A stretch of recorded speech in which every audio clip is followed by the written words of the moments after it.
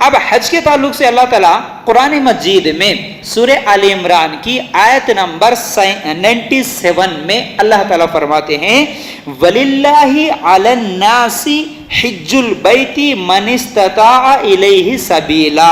حج کے تعلق سے اللہ تعالیٰ فرماتے ہیں کہ اللہ تعالیٰ نے ان لوگوں پر جو اس کی طرف راہ پا سکتے ہوں ان پر حج کو، اس گھر کے حج کو فرض کر دیا گیا۔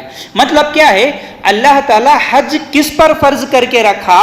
جو لوگ حج کو جانے کی، یعنی اللہ کے گھر کو جانے اور آنے کی طاقت، یعنی جانے آنے میں جو خرچہ ہوتا ہے وہ خرچہ کرنے کی طاقت رکھتا ہو، جن کے پاس اتنا بیلنس ہو، اتنی آمدنی ہو کہ وہ لوگ حج کرنے کے لیے اللہ کے گھر تک سفر کر سکتے ہیں، اتنا ان کے پاس مال ہے، تو ایسے لوگوں پر اللہ تعالی حج کو فرض کر دیا۔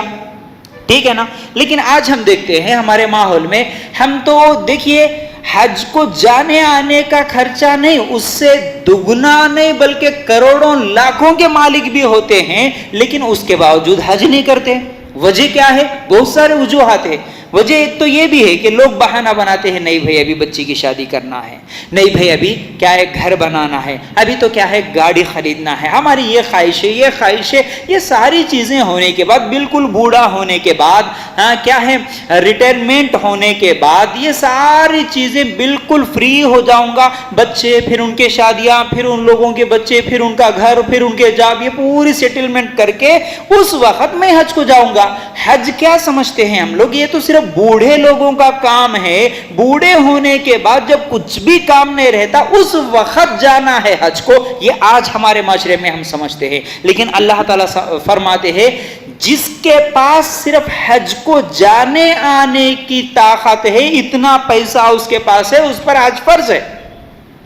اور اس کے بعد عمر رضی اللہ تعالیٰ عنہ کی ایک قول جو کہ ابن حجر فی الکبائر اس کتاب کے اندر لکھا ہوا ہے، کون؟ عمر رضی اللہ تعالیٰ عنہ کہا کرتے کہ میرا دل چاہتا ہے، میرے ماں بہنوں بڑی اہم بات ہے یہ، کیا کہتے ہیں کہ میرا دل چاہتا ہے کہ میں ان شہروں میں جا کر دیکھوں، کچھ لوگوں کو بھیج کر میں یہ معلوم کروں کہ جس کے پاس مال ہے، جس کے پاس پیسہ ہے، حج کرنے کی طاقت ہے، پھر بھی اگر وہ حج نہیں کر رہا ہے تو میں اس پر جزیہ نافذ کر دوں، جزیے کا حکم دوں۔ جزیہ کس پر ہوتا؟